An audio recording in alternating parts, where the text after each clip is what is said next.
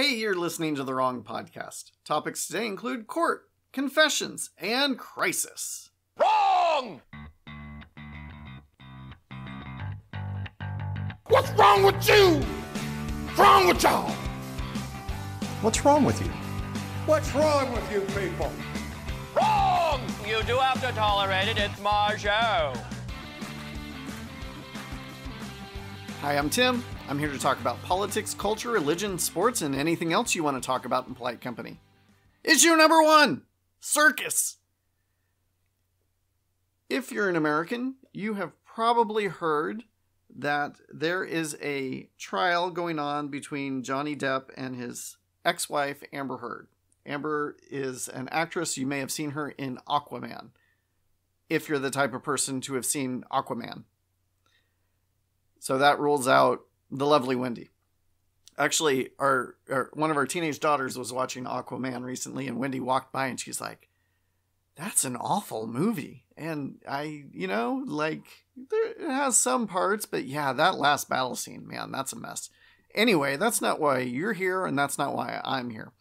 Anyway, Johnny Depp and Amber Heard divorced, and then she accused him of spousal abuse, and he is suing her for defamation because she has ruined his character and ruined his career. And I have to tell you, I am doing my absolute best not to pay attention to this thing. There's so much I don't want to know about it. So much I don't want to know about it. It appears to me that these are two very toxic people, and they are now using the court and the American media system to continue their battle against one another, to continue to exercise their toxicity, because maybe this will make it better for them or us. And it's all just gross. And here's the deal. Like the Kardashians, every time there's like a headline, like, I know better. Don't click on that headline. If I click on this Kardashian headline, the algorithms are going to give me more of this. Whatever I'm, platform I'm using, whatever it is, they show you Kardashian because people are interested, and if you click on it, it tells them that you are interested. So I want to avert my gaze. I don't want to know anything about this because I know that I'll just get more of it. And Facebook Reels, it's this new thing where they show you little clips. It's kind of a ripoff of TikTok. And like I clicked on one like office, like blooper thing. And now every day it's showing me office stuff. And sure enough, one of these things about Johnny Depp came up and the headline got me. I clicked on it.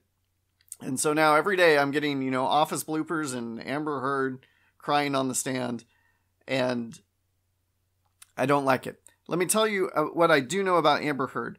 Right when her career started to take off, I saw some article about her, and it talked about her dating relationships. And when I saw it, I'm like, oh, this woman she's got a personality disorder.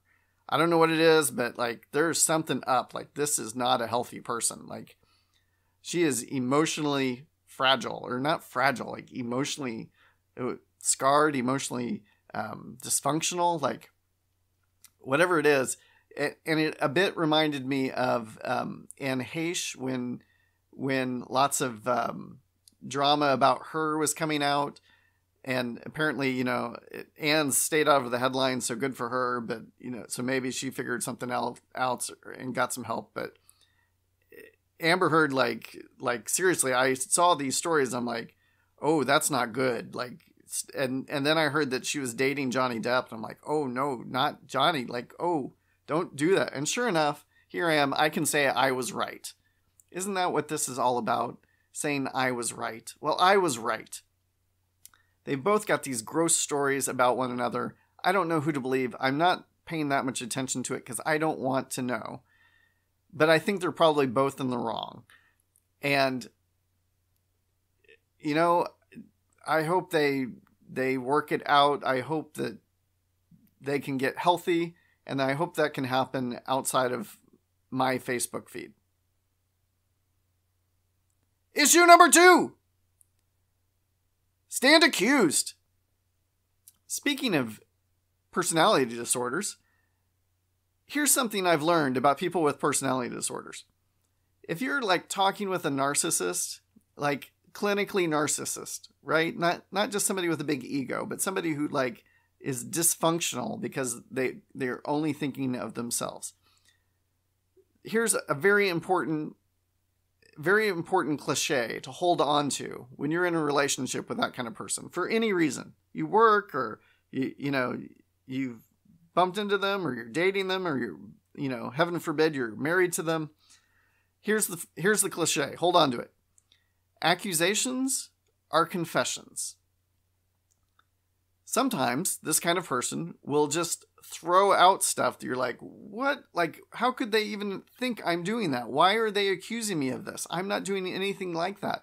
And the reason they're making that accusation is because they're confessing something about themselves. Either they're confessing that they're worried that you're going to accuse them of this thing, or they're confessing that they're actually doing the very thing that they're accusing you of. Here's a really good, obvious example for you. A cheating husband, serial philanderer. Man, that's a string of words that's hard to put together. Serial philanderer. Nowhere near as fun as serendipity. So this guy, he's cheating on his wife over and over again. And she, laughs at some other guy's joke in passing. And he says, "Are you cheating on me with him? Like, are you thinking about, like, leaving me for him? Like," and she's like, "What? He told a funny joke. Like, where is this coming from?" Well, it's coming from the darkness of his own heart. And he's screaming out, saying, "I cheat on you all the time, and therefore I'm worried about it." Another example that it cracked me up when I heard it. This was years ago. This was when Obama was president, which is, 200 years ago at this point, given pandemic time. But he came out and he said, "Hey, I don't like this football team named Washington Redskins. This name seems to offend a number of Native Americans. And if it offends Native Americans, maybe we should, the team should think about changing the name." Now, he didn't, create a new law. He didn't, force anybody to do it. He just used his bully pulpit. He just stood up and said, "I don't like this.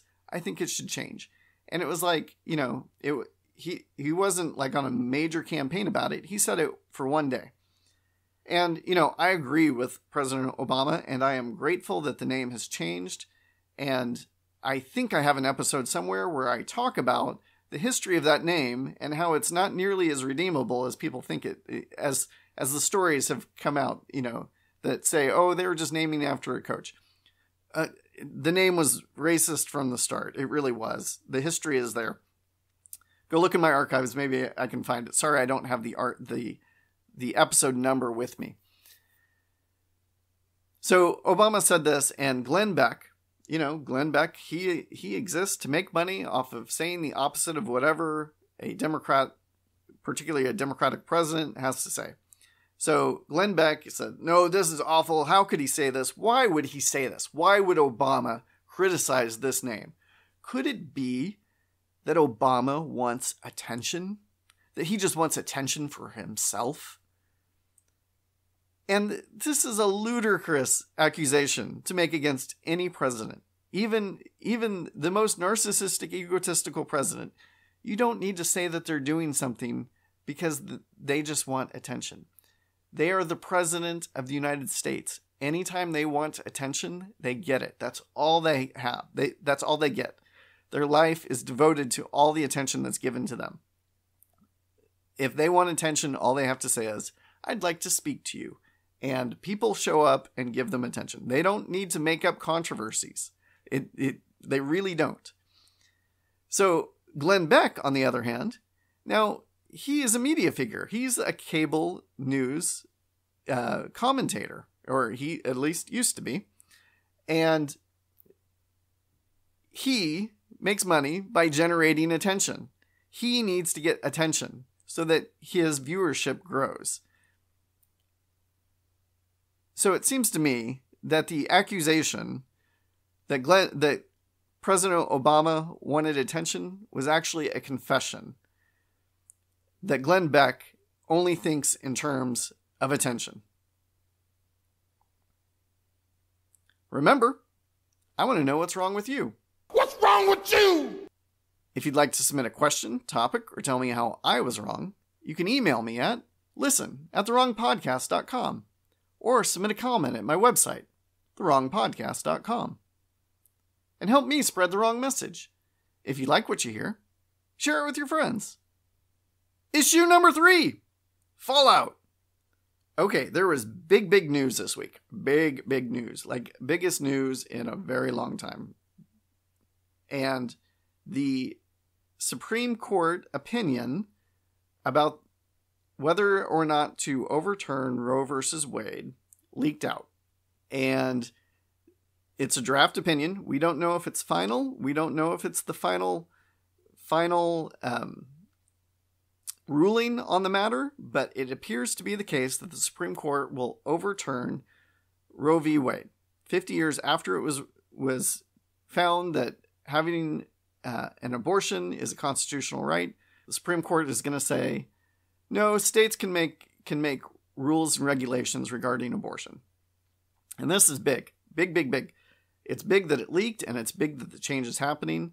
Now, again, we don't know that this is official yet. We don't know that it will hold. In fact, in the 90s, there was another case where they almost overturned Roe versus Wade, and there was discussion about it in the upper echelons of elite culture, and somebody got to some Supreme Court justices and convinced them to change their votes. So that might actually happen again. It is a possibility. So the ruling won't come out until the end of June. So we don't know that this is the case yet, but everybody's operating as if it is the case, that Roe versus Wade will be overturned. And I have another episode devoted to this whole thing. Please go listen to it. It's episode 49. I get much deeper into it than I will be able to today. But today I want to talk about the reaction to that news. And as predicted, there's a lot of angry people about this. And I don't know if the anger will hold for all that long. And one reason why I think that people are actually okay with this is because the very first thing people started saying would be an implication of this ruling is that this means the Supreme Court will also overturn gay marriage, access to birth control, interracial marriage, and school integration. And this in a weird way is very good news to me. First, as someone who wants people to think of abortion as unthinkable, not just illegal, but unthinkable. Don't even think about doing it. This tells me that people know they can't really advocate for the beauty of abortion. They know that it's icky. They know they don't like it themselves. They don't like it so much that they have to say, hey, this isn't going to take away abortion, just abortion. It's going to take away all these other things that we know you really, really like. We know you don't like abortion. So you need to be worried that they're going to take these other things away from you. Again, I just kind of, there's some beauty in that for me to hear people making that argument. And the fact is that no, Clarence Thomas is not going to overturn his own marriage to a white woman. And interracial marriage the law was not steeped in privacy. It was steeped in equal protection. So no, you don't need to worry about schools being desegregated. That's not going to happen. This just says states get to decide what kind of rules and regulations are formed when someone gets an abortion. Now, France recently liberalized their abortion rules. They went from having a 12-week ban on abortion and moved it up to a 14-week ban on abortion. Mississippi is the state that offered the law that caused Roe versus Wade to be challenged. Mississippi's law is that abortion is banned after the 15th week. That means Mississippi is more liberal on abortion than France. I just want you to remember that as the discussion moves forward. Always remember that Mississippi is more liberal than France on abortion. And fun fact, I know, you're like, what, fun facts? Yes, it's a fun fact about the death penalty. Wrong! What are you doing, Tim? Fun fact, the last woman to be executed by the guillotine in France was an abortionist. Again, I know, I'm so fun. Yes, abortion and death penalty and the guillotine all in one. Anyway, I saw some arguments on Facebook, lots of arguments about how awful this was and how people were saying, I'm for abortion, like we should have abortion. And, you know, some of the implication of these arguments was that now abortion will be outlawed nationwide, and that's not the case. That's not the case at all.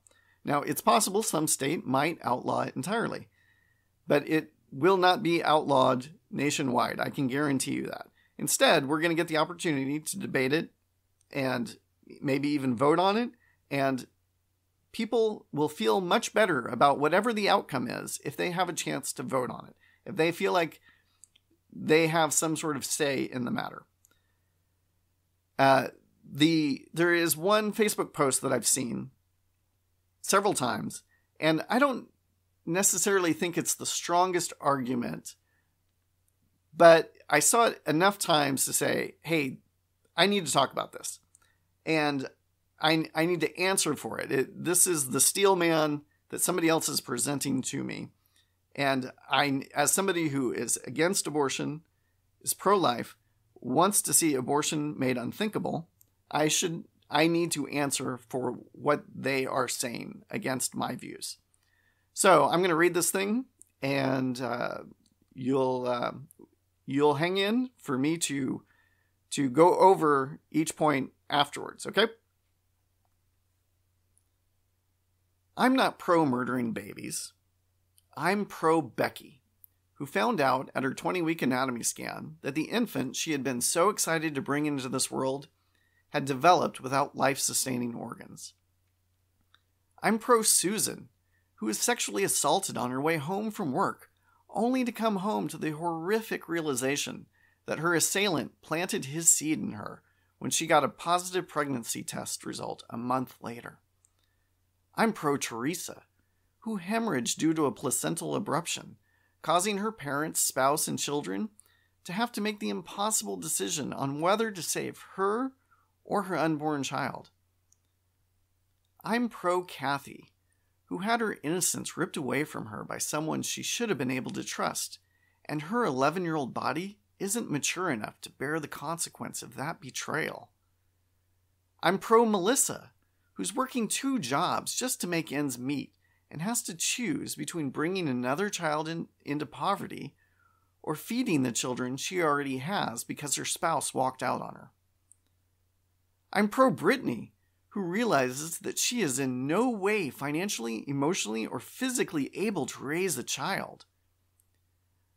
I'm pro-Emily, who went through IVF, ending up with 6 viable implanted eggs requiring selective reduction in order to ensure the safety of her and a safe amount of fetuses.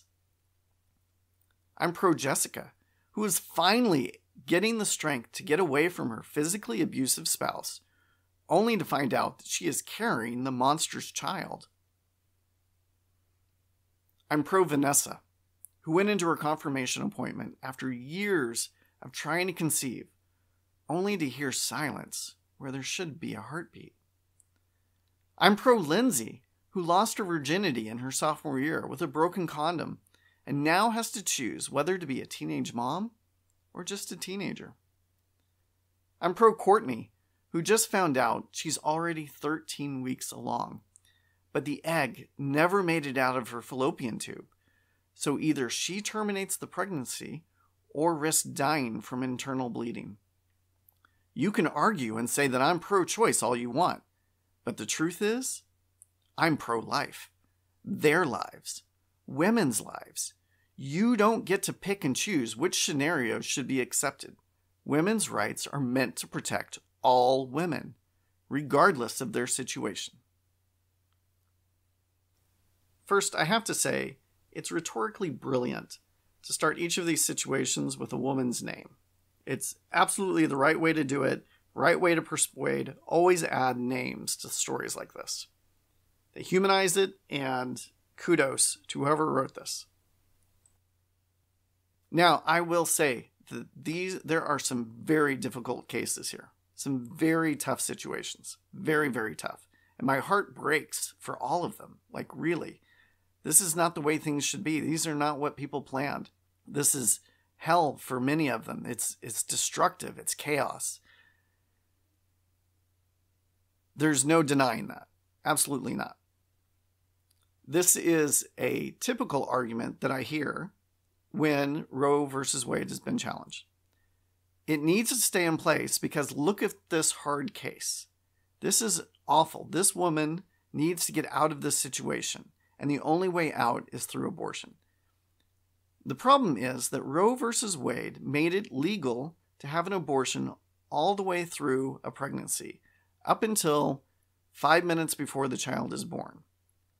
For any reason at all. You found out you were having a girl.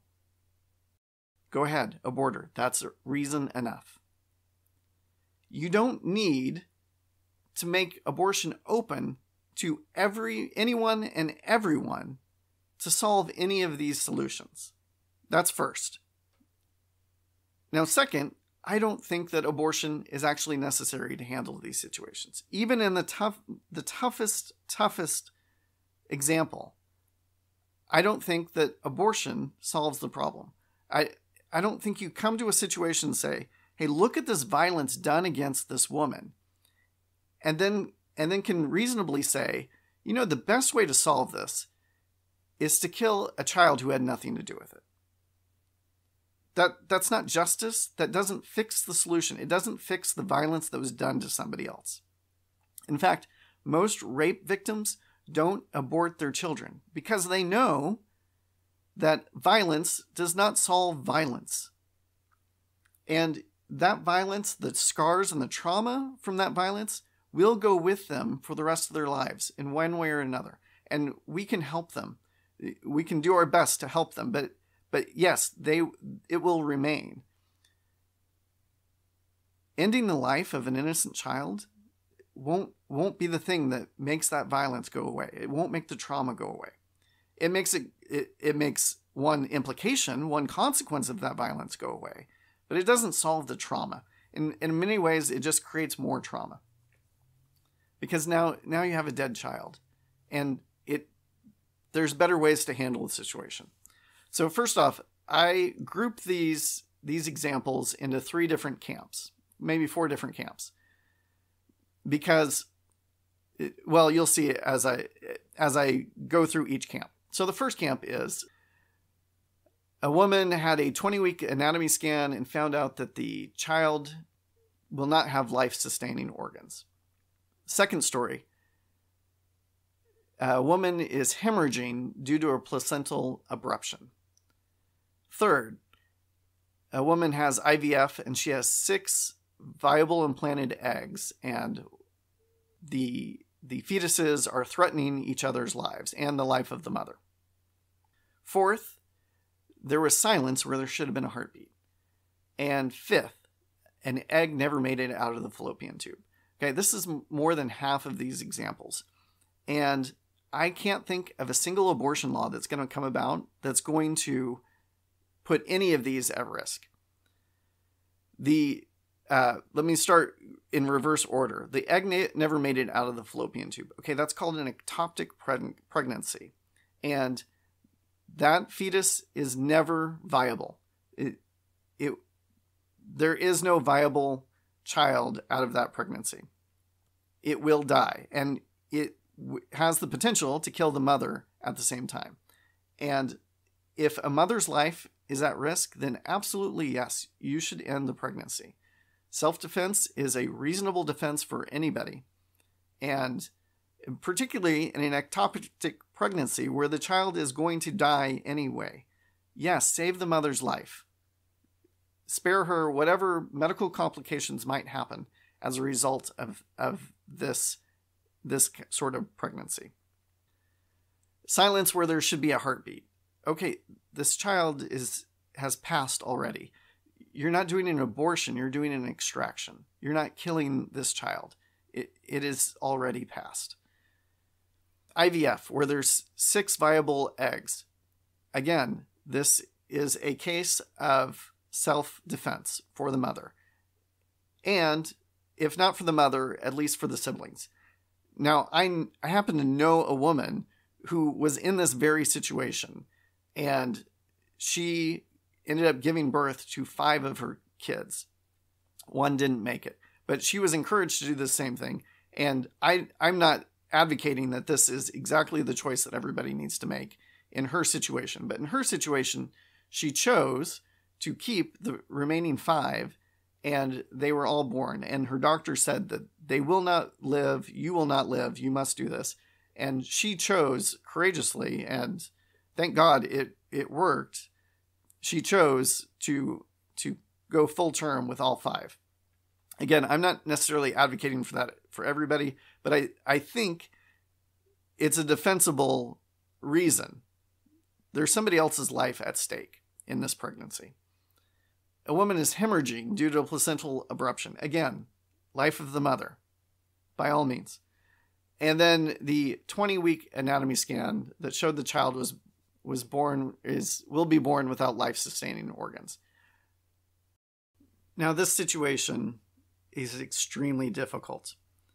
And I'm not arguing about the legality of it. It's basically a non-viable pregnancy. But I do want to advocate for life in this situation. If I were to tell you your child is tragically going to die when she is 4 years old, would you choose to abort the child's life beforehand? I can't think of anybody who would do that. They would want to give that child as much life as they can. They'd want to experience that child's life as long as they could. And again, this is an extremely difficult situation. I'm asking somebody to do something extremely hard. I'm asking them to continue giving that child life. And in extremely rare situations, you can still experience that child's life all the way through the pregnancy. You are still a parent. You're still a mother. And just as you wouldn't end a child's life prematurely before they turn 4, I'd love for people to consider, in these very rare, very difficult situations, to continue to love their child and to give them life as long as they can. And when the child's born, it will be awful. Awful in every way I can imagine. And there's something called palliative care that can be done for the child so that it won't suffer. And I know the birth will be awful, and I know the trauma afterwards will be awful, and that there'll be a great deal of grieving. That grief will be there regardless. But this is an opportunity to celebrate life, even when it's frail and fragile and vulnerable. Okay, second group. A woman is working 2 jobs and her spouse has walked out on her. Another woman says there's no way that she can financially, emotionally, or physically raise a child. And the third, a teenage girl has lost her virginity because of a broken condom. Okay, these are I can't do this. The child will be born into poverty. Nobody's helping me. Therefore, we need abortion. Now, there's an argument being made that, hey, Republicans aren't doing everything they can. They only to help women in need. They only care about being pro-birth. They don't care about being pro-life. And I will say, I am for anything that will help a woman who has just had a baby that she can't afford to support. I regularly donate to a crisis pregnancy center because I want to help women in this situation. And you should too. If this ruling comes to pass, you need to know that this is not the end of the debate. It's only the beginning. We need to make abortion unthinkable. And one way we can make it unthinkable is by providing support to women in need. Now, adoption is available in these situations for somebody who really can't do it. And there's let me put it this way. Before birth control became freely available through your healthcare provider, there were 4 times as many adoptive parents waiting for kids as there were women willing to put their kids up for adoption, willing to create, as Wendy would say, willing to create an adoption plan. I caught myself, dear. You're welcome. Now that birth control is freely available, there are even more people hoping to adopt. I don't know the numbers, but it's more than 4 times. It's probably up to 6 or 8 times as many waiting parents. So adoption expenses can be covered. The people who are waiting can afford it. They've got the money, they're ready. And if we need to reduce adoption expenses, we can do that. We can find ways to do that. There are grants available. There are churches and families that want to help in these situations. And if the government needs to do more, I'm for it. Let's do it. If the government needs to do more to help women in poverty be able to care for their children, and if that's what's going to convince them not to have an abortion, then I'm all for it. Yes, I would rather you tax me and give my money to a woman in poverty than for her to think that the best solution is to have an abortion. All for it. And I think when you hear arguments like this, like, hey, you're not helping women, say, yes, I'm willing to help. Let's do it. Like, what are your ideas? Let's pay for it. Okay, third group, physically abusive spouse, someone who's sexually assaulted, and an 11-year-old, presumably a victim of incest. Well, not just incest, incestual rape would be a better way to put it. These are awful, awful situations. And I don't know why abortion needs to be available to everyone for any reason for 9 months to solve these problems. Now, I think, again, in all of these situations, it doesn't make sense to me to say, hey, we should kill a third party in this. We should kill an innocent child who had nothing to do with it. In the case of rape, we don't kill the woman who got raped, right? Like, that doesn't make sense to us. Hey, you were raped, we should kill you. That doesn't make sense. We don't kill the rapist, even. So why would we kill her child? That doesn't solve the rape. It just creates another victim. And I doubt, I know I'm in the minority on this. I know I'm in the minority. Overwhelming majority of Americans, like 80%, think that abortion needs to be available in the cases of rape. I know that I'm like in the 20% on that. Okay, well, we're going to hash it out. And I bet you're going to see most, if not all of the states, come up with compromises about whether or not rape is a justifiable reason for abortion. Okay, the thing I read, it ended with 2 phrases that I want to hone in on real quickly. The first was, you don't get to pick and choose the situation. Why not? Why would we not get to pick and choose the situation? I'm confident, you don't think that somebody should abort their children because they're having girls. Why would you not pick and choose the situations? Of course we can pick the situations. We pick all kinds of situations. We have all kinds of reasons why even killing somebody might be justified. They're storming in on your house and they're about to rape and kill your wife and children. Of course you can shoot them. We pick and choose situations all the time. Of course we can pick and choose. Don't buy it just because somebody says it. Fourth, lastly, it says women's rights are meant to protect all women, regardless of their situation. And I say yes, exactly. That is why abortion should be unthinkable, because it's not just the woman who's pregnant. It's the woman she's pregnant with. That woman inside of her, that little girl who will grow to a woman if you just allow her to, has rights. And she is in a vulnerable situation that needs to be thought about. We need to protect the vulnerable. And a pregnant woman is not the most vulnerable person in that situation. The baby she's pregnant with is actually more vulnerable.